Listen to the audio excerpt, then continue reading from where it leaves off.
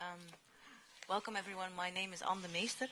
I'm the moderator for a session with an incredibly broad scope, namely, are galleries still relevant, and galleries are in constant need of change and reinvention. It's not coming up, but it's so simple, you can memorize that, I think, or you can read it up here. And my guests today are Lisa Panting from Hollybush Gardens, Jeanine Hofland from Jeanine Hofland Gallery, and Victor Gisler from May 36, who will introduce themselves.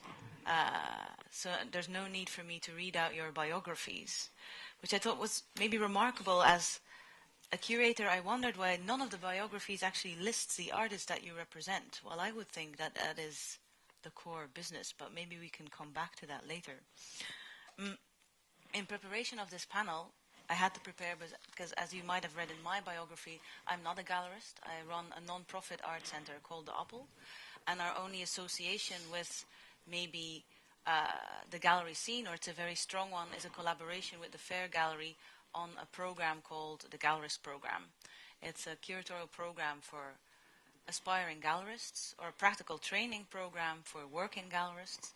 And I'm not going to expand on it, but I wanted to mention that because you were probably wondering, who is that person doing there while she has no commercial experience? So the reason why I'm here is my involvement in the Fair Gallery.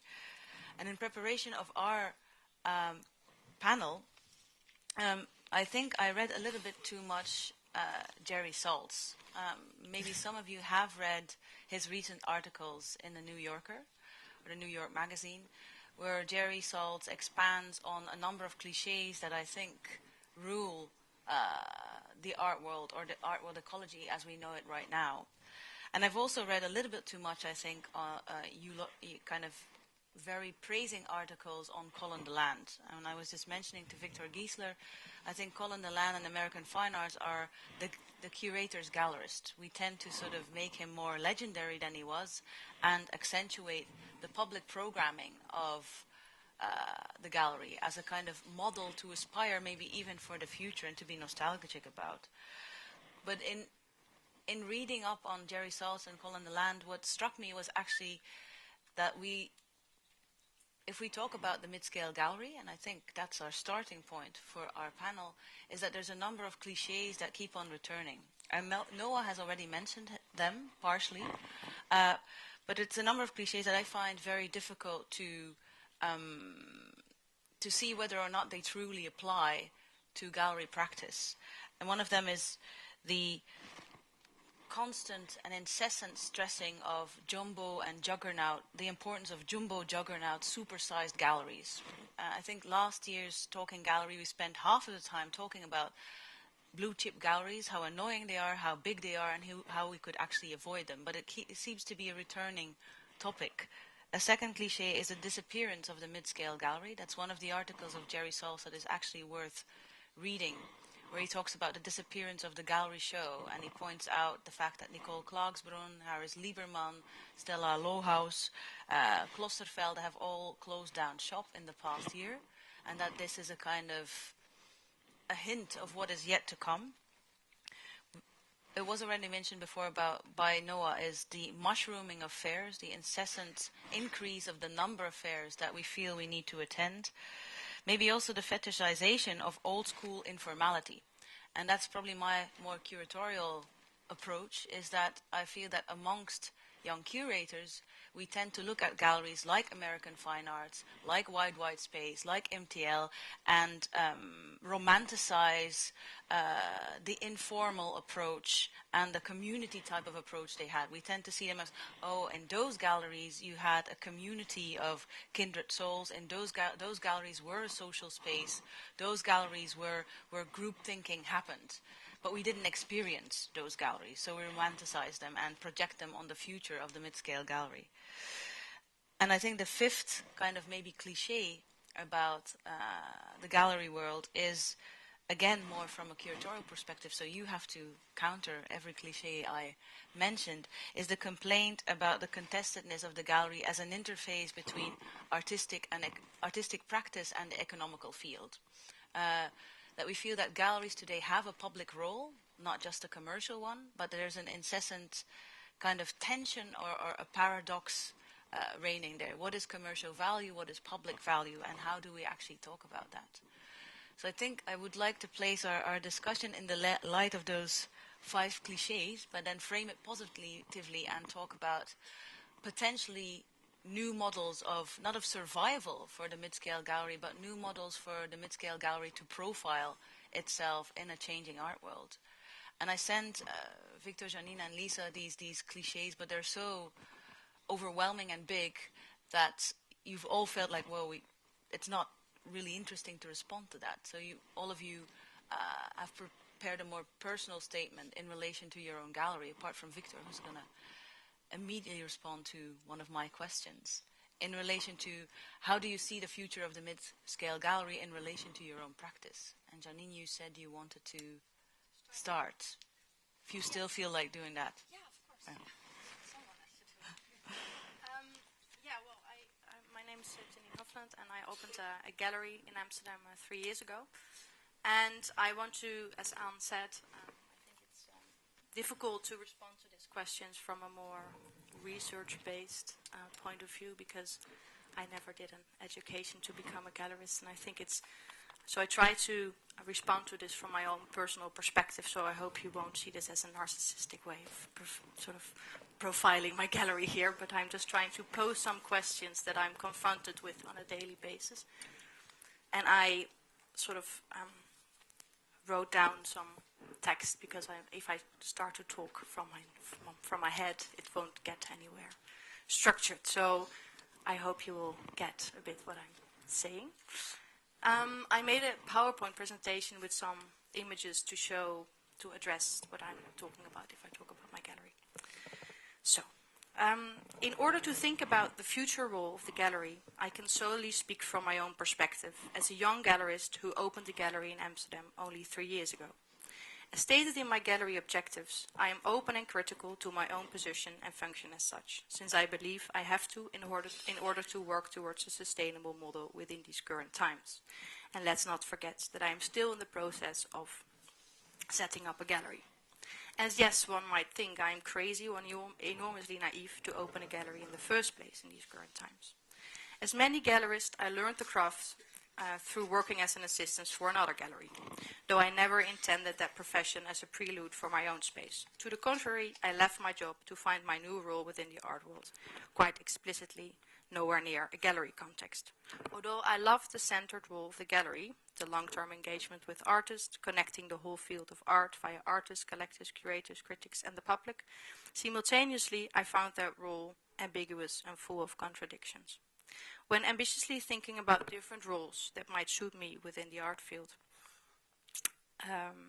and trying to define what I thought was the essence and purpose of the spectrum surrounding the arts, I ended up with a brilliant conclusion that a gallery itself might actually be the perfect context to research and address such topics, especially due to its non-definable, non-excluding and independent character. Following a certain need for a new platform for an underrepresented generation in Amsterdam, the youngest gallery at the time was already around for 7 years, and most galleries represented more than 14 artists, I opened my space with an emphasis on the word space, and I will get back on that later on. Quite organically, I established a relationship with a select group of artists, and I continued showing, and for whom I wished to create a broader international platform. Whilst aiming the latter, I applied for art fairs, and I allowed myself to become more and more part of the existing gallery system.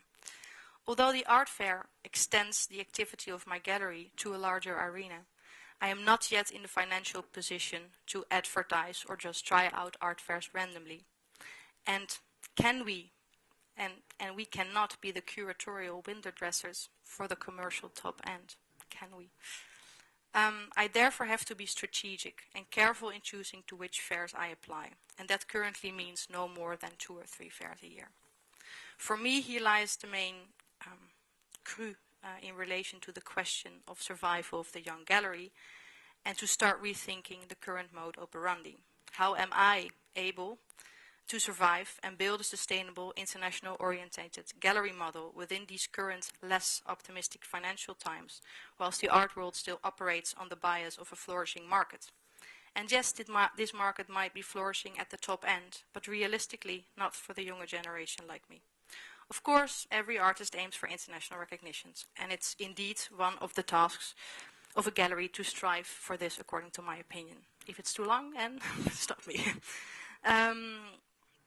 But do I need to raise the prices of young artists in order to participate on the international stage, also when this market still needs to be defined?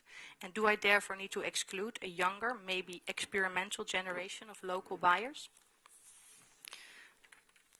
Is it at the end of the day my function to invest in a career, go bankrupt, and donate the whole package to a large-scale gallery whilst I am left with a beautiful memory? Or is it simply just very naive of me to open a gallery at this particular moment in time in the first place, and is the model as it operates not relevant anymore? If we have to believe critics like Olaf Veldhuis, who recently proclaimed the death of the traditional gallery model in the Dutch newspaper De Volkskrant, the physical gallery space is a superseded necessity, and galleries should focus on new technologies like the internet and the nomadic fair model in order to continue their practices. From a personal point of view, I completely disagree with proclamations like these, since I believe they are solely based upon financial motives, and it excludes the whole purpose of contributing to one's career at large.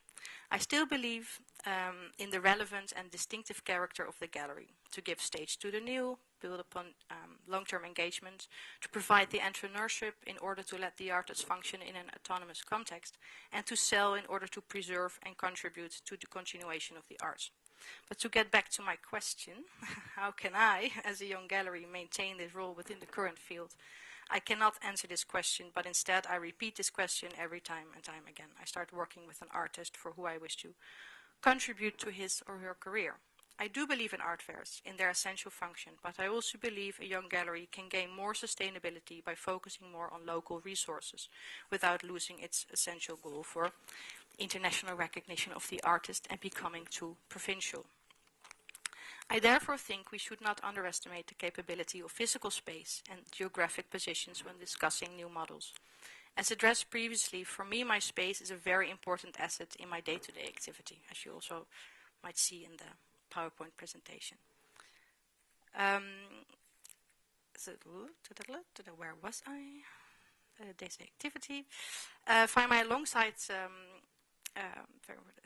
Alongside the exhibitions, I aim at establishing an international network through local resources. Via my Alongside program, I collaborate with Amsterdam-based institutions and curators, and during the Amsterdam Art Weekend, I organize a petit fair, a very small-scale, low-cost art fair. That can tap in the network of the Art Weekend itself. To respond to the general assumption, I'm almost finished. Sorry.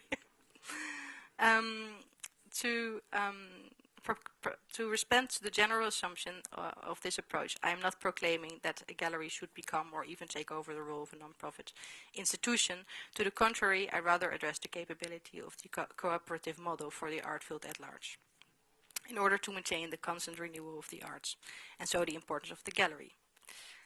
I think I will stop, because otherwise I might be talking too long. So. Maybe you can insert some of Can you hear me? Yeah.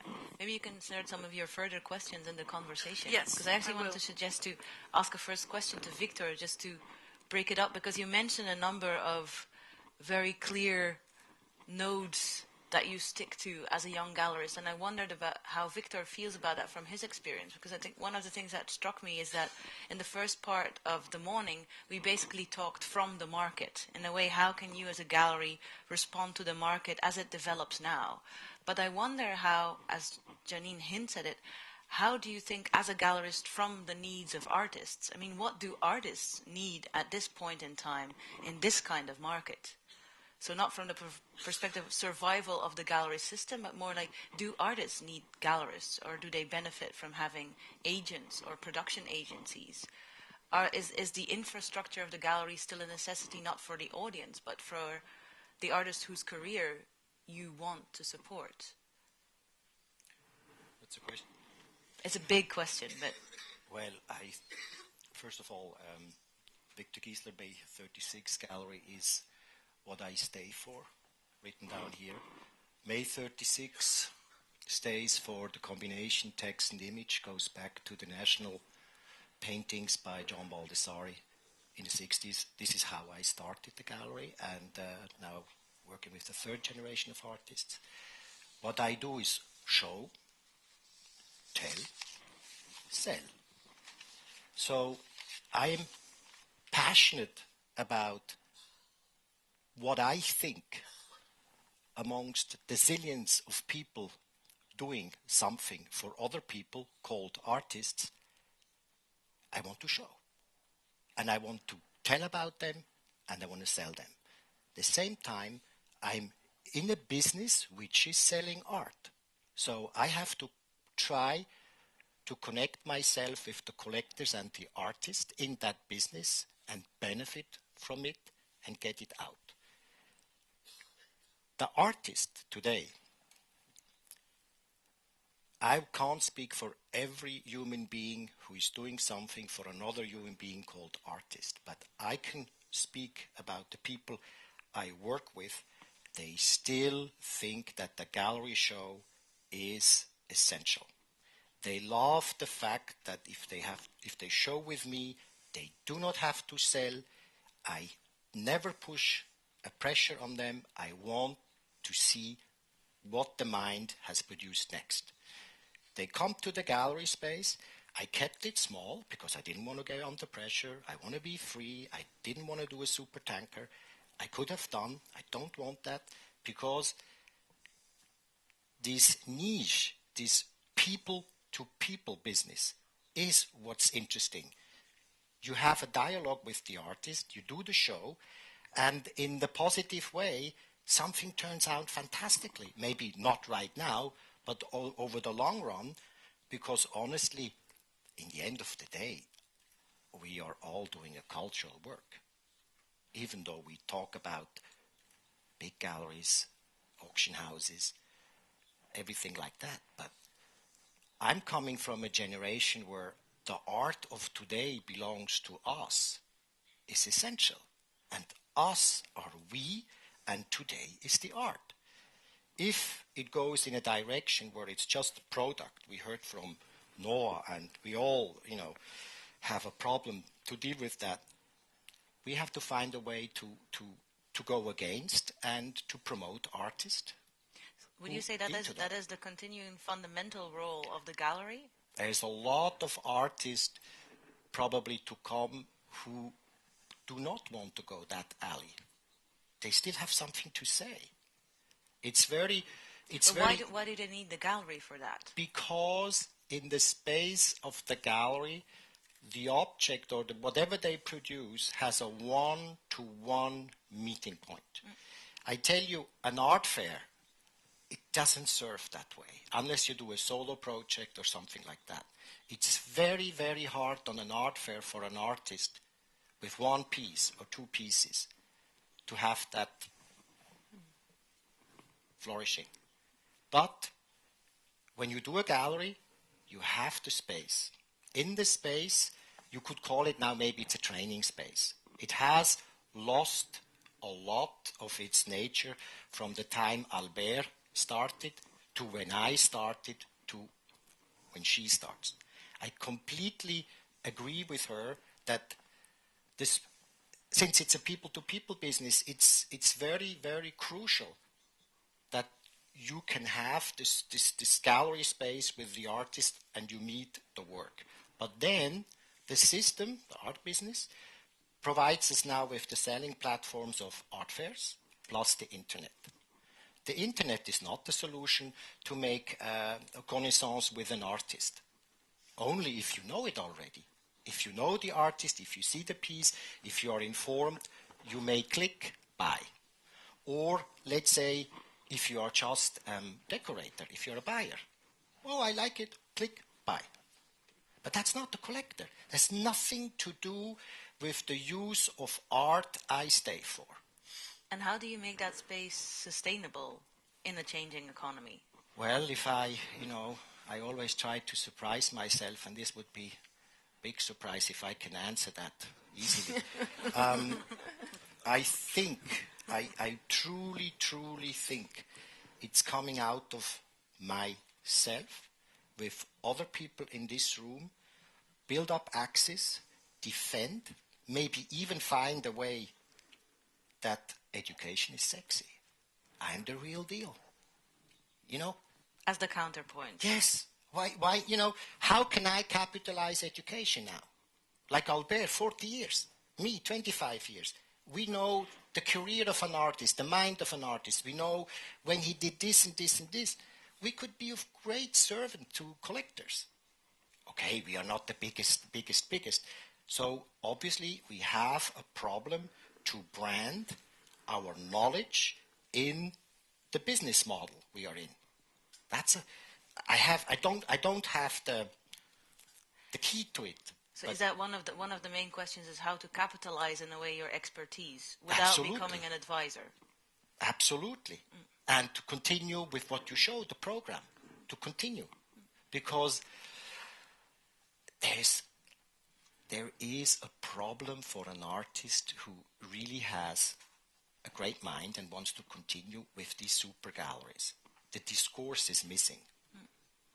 If it's just reduced to the selling and no discourse, I'm sure Mike Kelly had a really hard time when he had moved to Gagosian, because he was so much about the discourse. And there are other artists I know, they have the same problem. They can't, they try hard. I mean, we mentioned this morning the Ad Reinhardt show, which is a great way for David Zwirner to tell the people, I know. This is an artist. His market's been very, very complicated. He's not on the radar, but I have knowledge. I have taste, and I'm showing you this in New York. Nothing is for sale. Any sophisticated buyer or collector would say, wow, this is cool. It's education. He's already there. He's trying to do that in his way. And I don't see why mid-sized galleries are not capable. That's I think, something that maybe Lisa, in incorporating your statement, you could respond to, because I think in a way it reads like capitalizing expertise, or maybe selling the curatorial, the component that you are good at and is maybe undervalued within the blue chip system. Although I remember when we started up the galleries program, Larry Gagosian's director in New York said, you don't need to set up a curatorial program for gallerists. We just take curators from all those curatorial courses. They produce content for us, and we do the sales. But what you're basically, I'm curious, Lisa, how you would respond to this plethora of questions, and indirectly also to Victor, because I read we have to capitalize discourse in order to survive. Well, to make, the buyers out there, they are insecure today, like yesterday and in the past. In the times of Albert, it was very small, the art community. It didn't mean something. You went into the gallery and you could open the whole universe with one exhibition. It happened to me today. Big collectors, they came in my gallery and it opened them up. And now they have 500 pieces because they are junkies. We got them in. Now, completely different. Everybody has every information in one sec everywhere, but still has to decide what is important, what is it. So you go by size, you go by the loudest, you go by the biggest, the most expensive, because you still want to be sure, and that's really a problem. How to tap into insecurity, Lisa? Well, I think. Do you want me to go read your original statement? Seems fine to me. Okay. It does respond to some of the things that you've raised about sort of intellectual capital, basically, and how we can make more of that, or how we can... okay. I'm just going to... What I wanted to do, actually, just to sort of backstep a bit, because a lot of you won't know the gallery, or you won't know me, so I just wanted to give a sort of very brief overview to our activities, because a lot of the activities that we are actually involved in are to do with, these questions. So just very, very briefly, and I had some slides, so I don't know if I should... Maybe you can You can start sit talking here. and Yeah. Gisler can figure it out. So,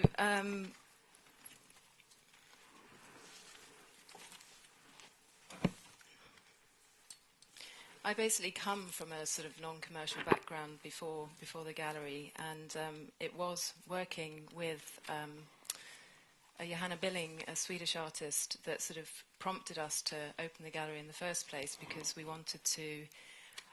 realised that there was a sort of opportunity in London to do something a bit different. With the arrival of Frieze Art Fair in 2003, which Johanna was part of through the sort of project section of the art fair, we sort of felt that we could see an opportunity to sort of merge the curatorial and the commercial, if you like. And we began to realise, and when I say we, I mean myself and Marlon Stahl, who's the co-director of the gallery.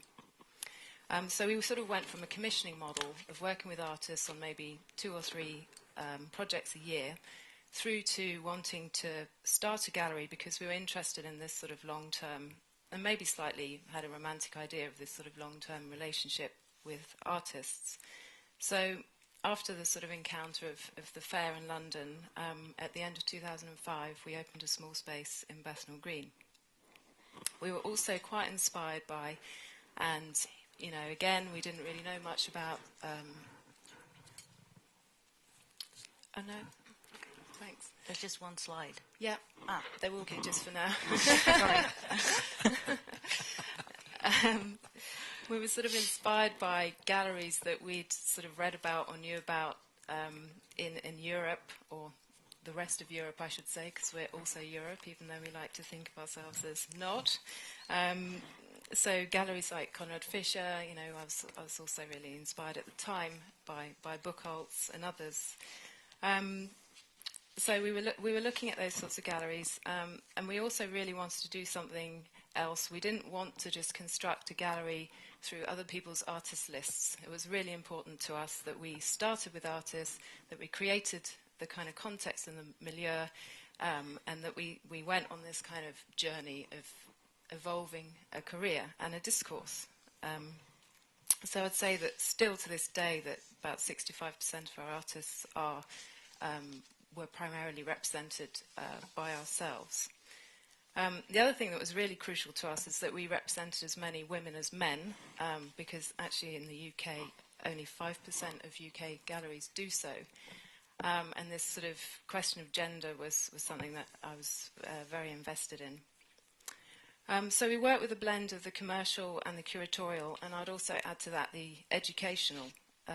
We've evolved quite a lot of publishing strands, both of sound, through records, but also, you know, printed books, held performances and talks, and you know, I think this is quite common for galleries that are interested in evolving discourse or operating in a discursive way.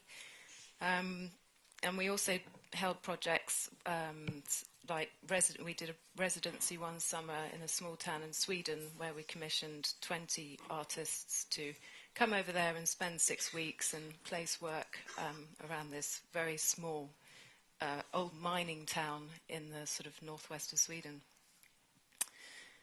We've collaborated quite a lot with educational institutions, such as research projects at Central St Martin's. There's one there called Double Agents, which I've been involved with for several years.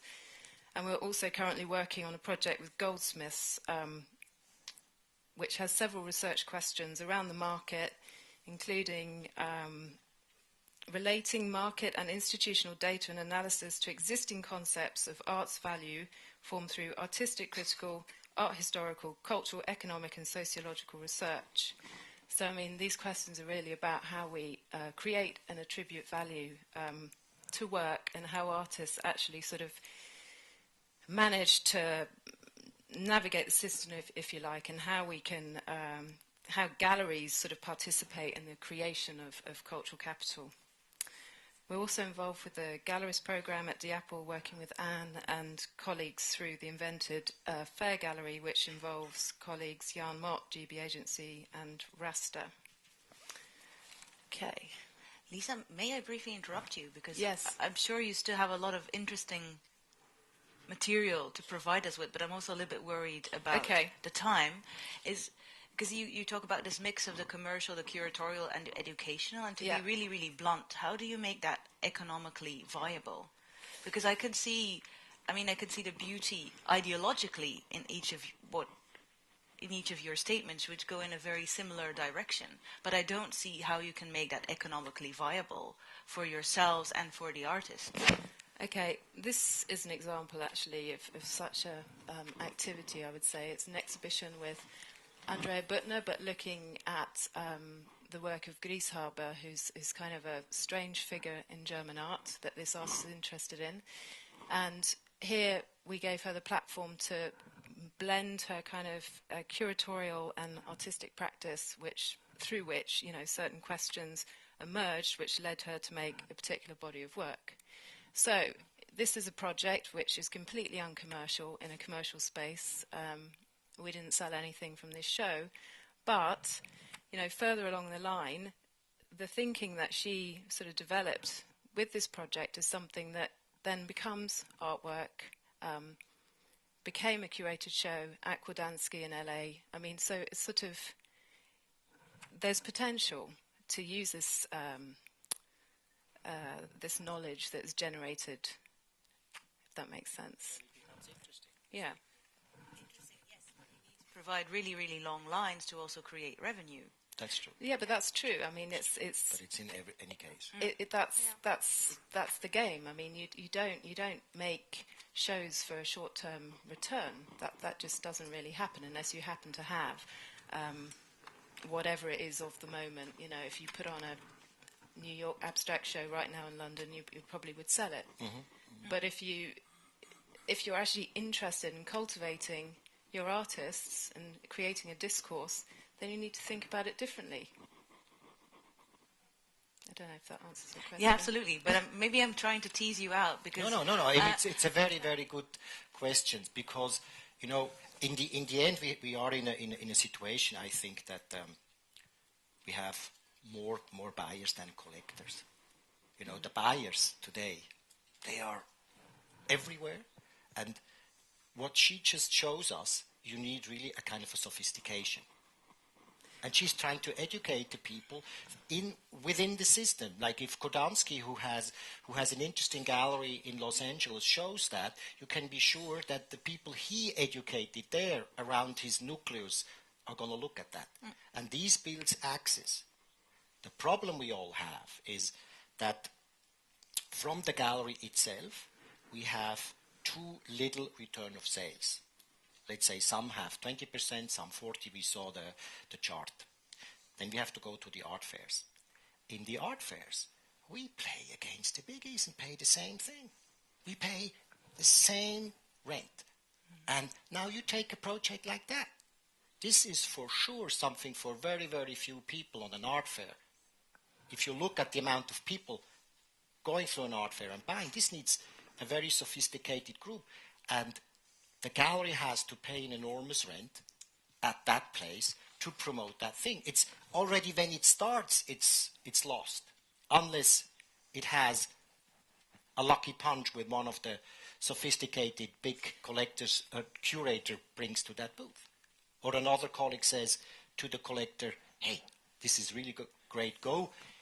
End of the alley, the last booth. This is really but cool. I mean, I wouldn't show it. But I wouldn't show it. The point is, this isn't an art fair presentation. I wouldn't do this at an art fair. I mean, Okay. this is more using the gallery as a sort of laboratory, if you like, in a space where I think, that's what we can do. That's how I see our role, really. And that's our commitment. But can you extrapolate that to another model, or is this just that your models are individually so specific that we cannot make abstraction of them and say, like, well, you could actually, in a way, institutionalize that model and use that as a framework for a new generation? is it every gallery has to devise its own little system of survival by itself, or can we make abstraction, have a bird's eye perspective on these are, I mean, Noah made some general kind of predicaments, how do you say that? Like his crystal ball. Can you distill such a statement from your own practice that can be applied and used by other people? I mean, I think for us, we realised at a certain point, maybe 3 years ago, that we really needed to get bigger in order to be more visible, physically, because we were in really quite a small space, hidden away in a complicated building. So we decided that we had to somehow find the capital to make that transition, because London is saturated by big galleries. So we needed to have more of a street front, more of a presence. So, that was one task. And then to carry on the same. I mean, I really believe in defending this way of working. So I think it's more about... There's nothing wrong with creating visibility. No, but I think it's more about bringing people in, and that's and educating, and I mean, we're really under pressure, I would say. And there's another thing which I think really kind of adds to this, which is at the moment this idea, the performance of success, which we're all under huge pressure, whatever scale of gallery, to perform this kind of notion. But somewhere, somehow, I think that, what you're saying and others are saying, what you're saying, we need to be able to somehow communicate this more clearly, as a sort of strategy, or communicate the difference. Because I think a lot of the sort of activity within the sort of mid to small or whatever gallery is somehow being lost. I think people just see, you'll just see an image of an exhibition and make huge assumptions about the kind of commercial aspiration of your program. And how do you think that should be done through more extensive collaboration that is not just, let's say, straightforward collaboration on fairs, or what Noah pointed at, like this more strategic efficiency collaboration? Is collaboration possible on another level, or even necessary? Well, I have always collaborated with colleagues on fairs, because at the beginning, when Freeze came, I didn't know what it was. I wanted to sniff around, and Klaas had the same idea, so we did it together. Or Armory and other fairs I did with other people. Miami, I didn't went in blind, I went with another colleague. Because at the end of the day, you have to have your balance of costs with the gallery. You can be the coolest guy, but if you go under, so you have to have different hats to play with it. And the collaboration is also good for the artist, for to expand, and it's also great in terms of collaboration artist with artist. I have invited other artists to collaborate with other artists, to contextualize the artist I show, and trying to say why he's an important artist. Today, the problem is really that younger galleries and mid-sized galleries like me, since there is no critical authority anymore, since everything is only good if it's big and sold for a lot of money or loud, it's essential to find a way in the market to sort of brand the knowledge, the culture you have. And how do you think that could be done? I mean, is it in... Can I give you an example of the real one-to-one? I take you to the Paris Art Fair, was my last art fair. An art advisor comes to my booth, and he has, of course, seen the Baldessaris, the most money on my booth, and he wants to sell it to one of his clients. So the client is a buyer, not a collector. He's a virgin. He has money, but he's a virgin. So he looks at the work, and I can see, this is not so easy. It's not about like or dislike, but somehow he listens to the art advisor who says, it's a really important piece. So then I come into the picture and say, would you like to know something about the artist, or is the price enough? So I started to talk, and it took 15 minutes. I had to pull out the books. 15 minutes. I had to pull out the books, and he really said, wow, he's really an interesting artist. I didn't know. This is the reality. How could you not know, But that's the reality today. So there is a place for us. There is something. But of course, it's frustrating to see that some of my colleagues and myself are the most expensive walking price lists on the art fairs. It's crazy.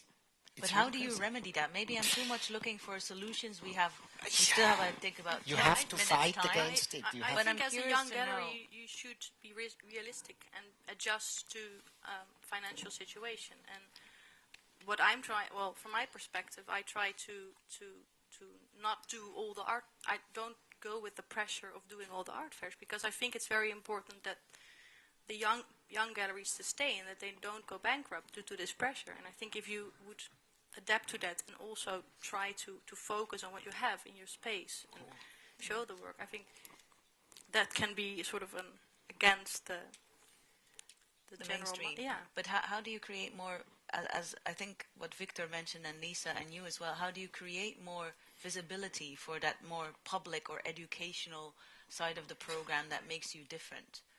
I think that is also making visibility. If you stay local, if you focus on the space. I think it depends, of course, on where you are geographically. But if you are in Amsterdam like me, there are so many interesting institutions that you can collaborate with who have networks internationally. I mean, one way is to work quite closely with curators. I think that's really important, and institutions, and we really prioritise that and focus on that. Another very small strategy, which we hadn't really paid attention to at all until like maybe 1 or 2 years ago, is to really think about how we invite people into the gallery. And now we do quite a few just very basic, simple brunches and breakfasts, and we sort of somehow manage to get some interested people through who, if you manage to get people to stay for more than half an hour, then you can maybe start a dialogue, and people start to see you as a person, who has information.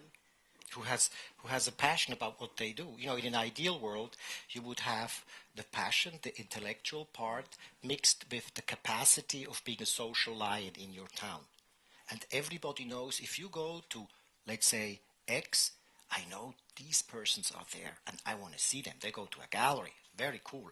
And at the same time, you can educate them on the level and you make collectors out of them. Not everybody, but some. But these days, somehow with the life we live, it's very, very hard. And, to have this capacity, it's a given. So everybody has its strengths and has to find its strengths and to deal with it. And in the end, at the beginning, it's the curatorial part. And after that, we saw that the fairs. So you try to do always the booth, a great booth. You show what you like in all the places. So people go around and they don't know you at the beginning, but maybe on the next fair they say, geez, guys, I've seen this. Who's this guy? And then it's the third fair and they say, geez, this is really an interesting gallery. Maybe I should, this is how it's working. And then you do the network, for instance. It's the same thing that there is always, in every generation, there are some young artists and some young gallerists who have great idea about what they see today and may be relevant tomorrow. They're always that. And this is what we have to defend in the system. Because again, it's a cultural work. If it's only about the artists and the gallerists who know how they can sell the fastest, that is not interesting. That goes away tomorrow. We don't even remember the prices. But I'm very curious. I mean, we have to already round it up. An hour is really too short for this big topic. Well, I'm very curious to know, because maybe I search in vain to hear from you a kind of like formula. How you... Because you talk about creating communities, and in a way that's very old school. It's about the gallery as a social space. It's the gallery as a place where not only art is sold and is not only part of a transaction, but where it's part of a conversation, and where it's a part of a process of people who want to educate themselves, who want to be amazed and surprised. But that sounds like a reversal to a very old model. Yeah. And I'm really wondering about, so how can you take that model into the future? Because maybe I misread you as a sort of... No, you have the tools, you see, as they all say, you know, they have the tools, like the networking. But can you rephrase that in a kind of like... I mean, yeah, I don't know. I find it, we're social animals, you know, we require contact, and my experience of sort of selling, you know, whether that's to a sort of a curator, an idea, or a person, is that you need to be... Time. You also need to be in the same room, preferably. You know, I've not had great experience of kind of trying to sell online. I mean, maybe that's because of the kind of work we represent. But I don't know if I can answer that question. I mean, I would wish that there was perhaps more of a community amongst galleries that maybe feel this way, and I think there's a bit of a PR job that could happen. I mean, I think that people don't really know amongst the kind of younger, less well-known galleries necessarily what you might stand for.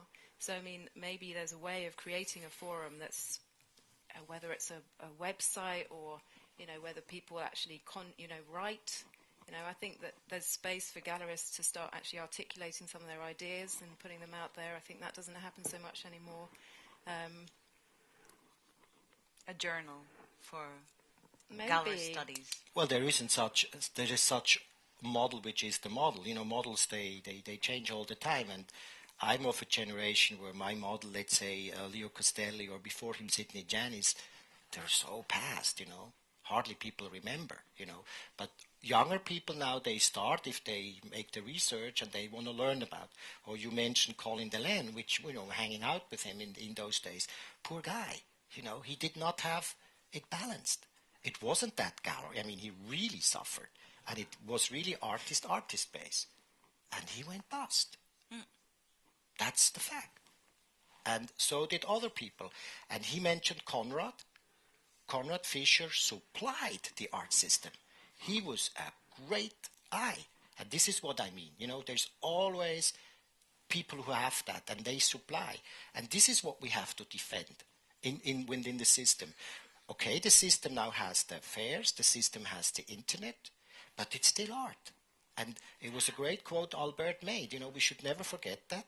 And maybe it's sexy to talk about that. Maybe it's time that even art fair people understand that they should not only be real estate sellers, that they should really start to create. And they did.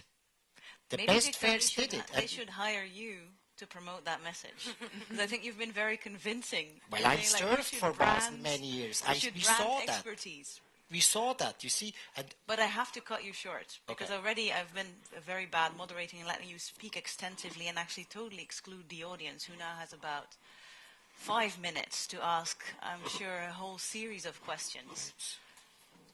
I see 1, 2, 3, 4. Sure, absolutely.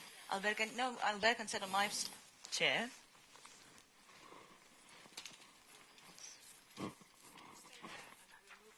Oh, no, that's not necessary. First question. Do we have a microphone? We don't have a lot of time. Please have a seat.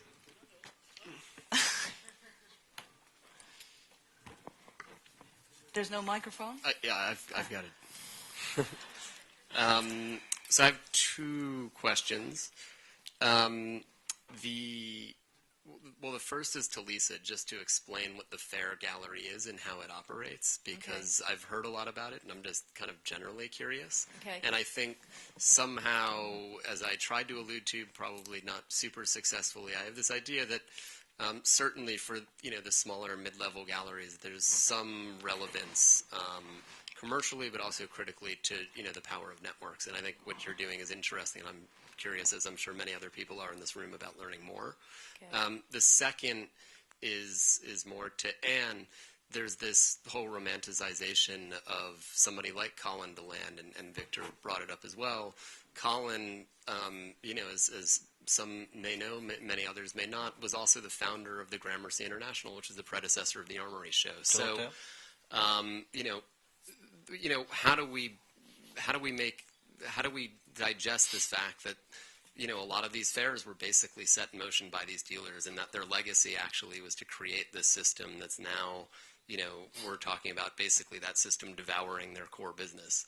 And it's not just Colin. Rudolf Warner with Cologne, Byler with Basel, Jim Cohan with the online art fair, and, people like Elizabeth D. and Darren with Independent. All of these, many of the great fairs were all started by dealers who were trying to think innovatively and entrepreneurially around, how to create a sustainable model for their business. And now we're at this, kind of weird state in which, we're talking about that model kind of devouring their business. So I throw that out there as just a kind of question for people to talk about, because whilst we, should, and I think there's a lot of good reason to romanticize somebody like Colin, there is this other side, or the fact that Victor pointed out that basically just couldn't make his gallery work, which is, another I can question. be very brief in answering that, and then maybe Lisa can be more extensive about the fair gallery. I think I explicitly mentioned Colin Deland as the curator's gallerist. I think in what was very obvious during the first session of Talking Galleries is that the whole discussion on the model of the art fair is something that is being discussed within the for-profit field and not in a non-profit field. It's not a curatorial discussion. It's purely almost an economical discussion within the commercial art field. And then the opposite is that the more curatorial perspective of it is glorifying gallerists who have done excellent work on the level of, let's say, public programming or creating diversity, but who are economically maybe suckers, who just went bankrupt and busted. So I wanted to point that out as a kind of like a discrepancy or a paradox. And I can't really answer the question that you pose about gallerists proposing models that then become a kind of monster that devours gallery practice. I think that's much more something for people who are in the field, because I can only observe it from the far as happening. But Lisa, I'm sure you can give a statement about the Fair Gallery. The Fair Gallery was really just an initiative to try and find colleagues or bring together colleagues who maybe share this sort of interest in working in the way that we've sort of been talking about. We were initially approached by GB, I think, came for a meeting. Really quite early on. We'd only been open for a year and had a meeting.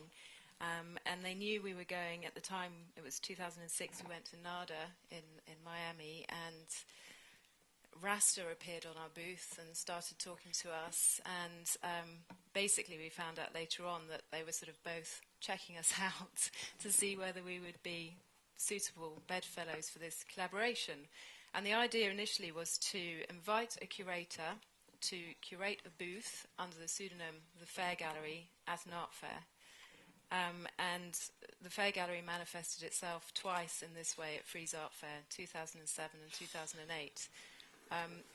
After the 2008 experience, which was curated by Pierre Balbon, and it was, a really beautiful presentation with a big David Lamlas installation, and we had some great Andrea Butner work there, Prataya Fitong, Michal Budny. 2008, no one sold a thing. And we realised that was the end of it. It was the end of it in that format.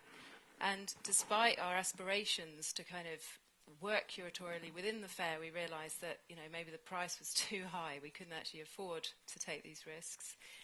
So we sort of tried to find a new avenue for the activities of the Fair Gallery, but we still wanted to carry on this sort of network of colleagues, if you like. And Jan had the idea to approach Anne to think about, the possibilities of developing what has become the Gallerist program. And we're still trying to work out what exactly it is, and what other kinds of projects that we might develop in the future. Do you know, either as a return question to Noah and to Lisa, do you know of any other type of collaboration between four galleries on such a level, where it's not just being together at the fair, but it's also developing another type of discourse together? No. No? I think I was going to cite the Rastas Villa Warsaw project and Villa Reykjavik as another kind of space or platform to try and bring people together in a slightly different way. I don't know if people know what... Zurcher is trying to do something like this during big art fairs, grouping in their gallery, 4 or 5 galleries. If that's what you mean, that's the only No, example. I meant more like content-wise collaboration, not just for the reason, not just being the fair, but a more extensive collaboration throughout the years. None. Can somebody give the person a microphone, or should I run, or what's the idea? Can I talk, or I have to? It's okay? There was Yes. somebody trying to say something, but he didn't get a microphone. So, can I make a question? Yo también, pero bueno, yo se lo doy. No hay problema. So, Maybe you ask the question first, and then the gentleman with the glasses Okay. can make the comment. okay. Well, I would say that perhaps the key is how to turn the buyer into a collector. And in my opinion, in the past, there were a few fairs. So the buyer was used to go to a gallery to learn. And there was a place to be face-to-face with the gallerist to understand the work of the artist. But nowadays, there are such a big amount of art fairs, and I think the buyer is not going anymore to the gallery. He goes straight to the art fair without being in the school before learning. So he's going to a place very complex, and probably the collector is used to see art and is able to understand in an art fair what's going on. But the buyer is not allowed because... And may I ask you what your question is? My question is that perhaps it's very important, the gallery, because that's the place to learn. And we have to teach the buyers to be collectors in the gallery. And in the art fair, I think it won't be possible. I don't know what do you think, the gallerists? Well, shall I? Jeanine, will you start out? No, I think that the sort of the city, the gallery weekends are very great. I think contrast to this, that people are really dragged into the spaces of where the galleries operate and go back to the space. But I don't know if that was your... No, the question is how you get the people back into the gallery instead of the fairs. And this is one example of ideas. And as we learn, to try to be very subversive doesn't function in the business itself because it's the costs you won't make it. But we have to think subversive in a way if it comes to production and if it comes down to the attention in the system. But to get the people in the galleries, it's really to connect yourself with the people in the town, with people who think the same way. You have to, in a way, use your space for performances or films or other educational things, trying to get the attention of the few people in your local reach. Of course, the buyers, they don't live around the corner anymore. That's why the internet and the art fairs are used. For instance, in Zurich, what I do with colleagues before Art Basel, we host a tremendous dinner for all the people around the world, and there are beginners there too, beside, the such and such. And the atmosphere the people have there is kind of great. They come back to the galleries and say, this art world is really great, and then want to learn about it, and they start to talk at that evening on different tables, and something may settle and other things come out of it. It's very hard to go against the size and the price, because the size and the price are for the people the determination of being importance, because there's no voice out there who can say this is important and not important. I was in a generation of Harry Zeeman. If he showed something, or Conrad, this was pretty important, or Leo Castelli.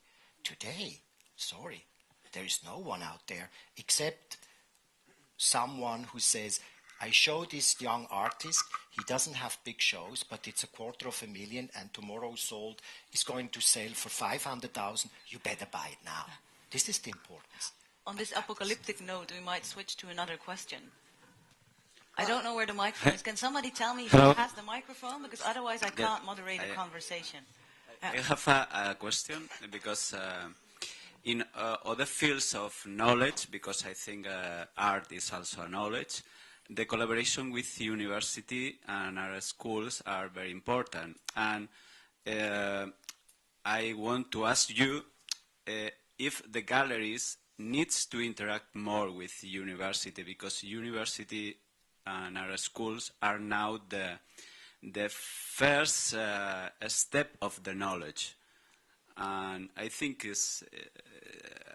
I think to know your opinion, because I didn't hear too much the word of university, our schools, and knowledge. That's my question. Albert, I see you nodding.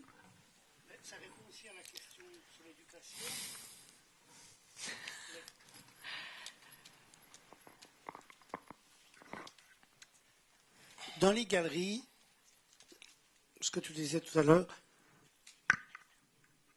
les galeries mettent de plus en plus à la disposition des textes en 2, 3 langues, ça dépend. Mais qui visitent les galeries, ce sont les étudiants qui vont dans les universités, les professeurs, les artistes eux-mêmes, quelques collectionneurs, mais la plupart des collectionneurs n'ont pas accès à la culture, enfin les acheteurs n'ont pas accès à la culture. Parce que, bon, d'abord, sont des businessmen, ils n'ont pas le temps. Donc, ils font les foires en 3 jours. Donc, les foires ne durent pas plus que 3 ou 4 jours, 5 jours maximum. Donc, c'est un lieu de consommation immédiate. Les médias, ils ne parlent de l'art que quand tel tableau a fait un record astronomique, voilà. Mais je crois que c'est d'abord une question d'éducation. Ça a toujours été une question d'éducation dès la naissance. Dans les écoles, je ne sais pas comment ça se passe en Espagne, mais moi je sais que les arts plastiques, les arts qui nous concernent, voilà, je l'ai appris tout seul sur le tas, hein. C'était pas à l'école qu'on l'a appris. Et vous voyez d'autres modèles pour le futur, Monsieur Barian? Et je vois d'autres modèles pour le futur. Do we have to teach economists? Non, yes. Oui, l'éducation. Mais l'éducation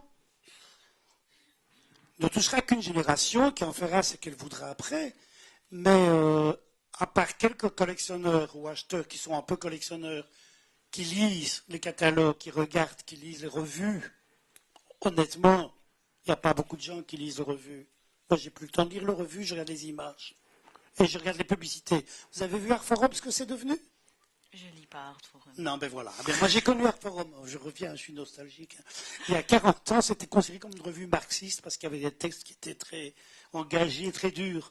Maintenant, c'est le catalogue de la Redoute en France, c'est la publicité. Ah, tiens, il fait ça. Ah, tiens, tel gars. Ah, et puis, il y a un petit texte que personne ne lit. But was the question maybe geared towards, do we need to have art history courses for economists, or what kind of the relationship with the university. Oui. Yes. Et l'université, c'est un lieu du savoir. Ça n'a plus rien à voir avec le marché. No.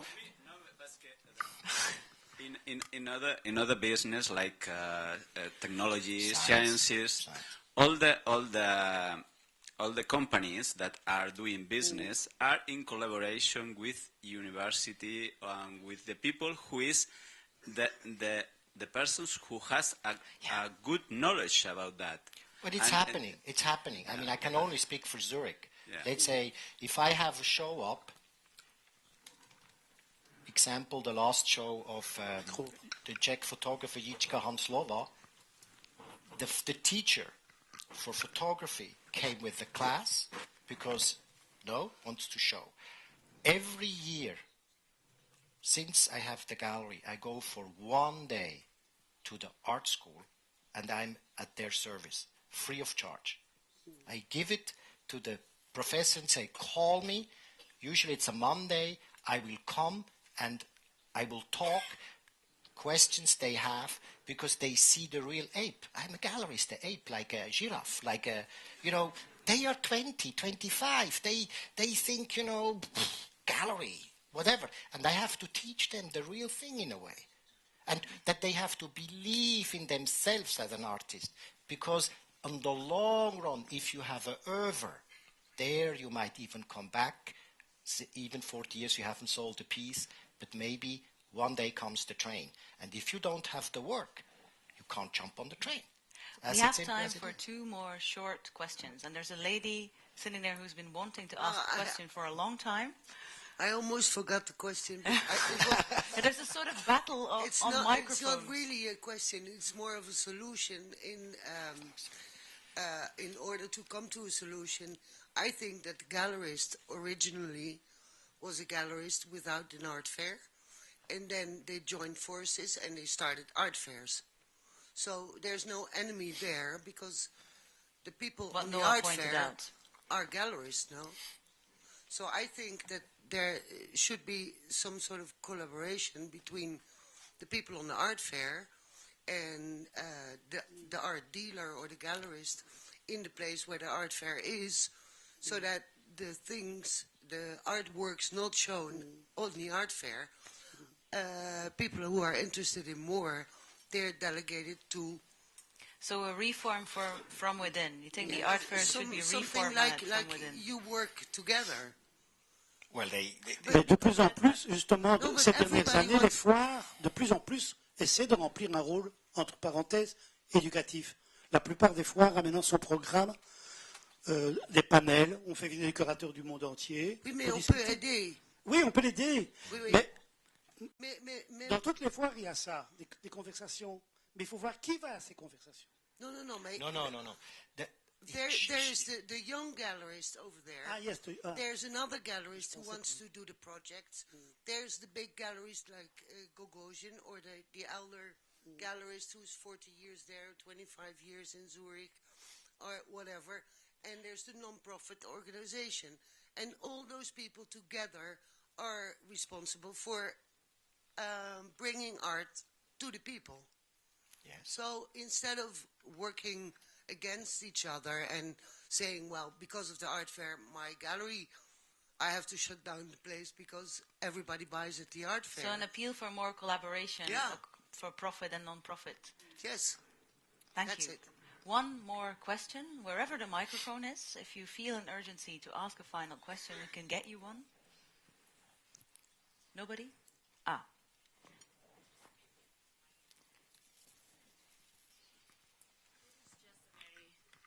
Precise question to Lisa. I just wanted to know, what was the initial purpose of this fair gallery project, and what are your expectations now to continue with this project? Expectations are unclear, I would say. That we don't have the next kind of manifestation for it, the next platform. At the moment, we've been involved with the Apple, but we sort of have inserted ourselves more into that program this year than we were last year. So we're much more actively mentoring the students this year and meeting them. When we started, it was just an experimental thing. It was a connection between colleagues who shared some ideas and who got along. And for us, it was a way of, we'd only been open about a year when we met these people. And there was a sort of community. It felt, from a UK perspective, which, for us was quite a lonely place, I can tell you, in London when we opened, because there just simply was not a kind of peer group at the time that were willing to have the sort of conversations we wanted to have. So we felt that we needed to step outside of our context to have those conversations. So I guess that's an expectation, but in terms of the next manifestation, we're not sure. Thank you very much, Victor and Lisa and Jeanine and Albert, for this chaotic but lively panel.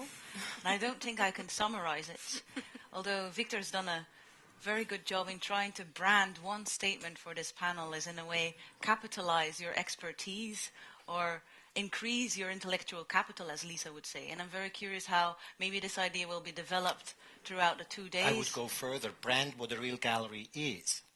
This is the problem. I was talking now. Huh? Sorry? I was trying to sum it up. This is the problem. It's the problem. But I'm sure that we can get a more defined and a more precise definition of what that means in the course of these 2 days. And I hope also that you will touch again upon this notion of collaboration between galleries. whereof the fair gallery is just one example, but potentially new examples would arise. Thank you very much, everyone. Thank you for your patience.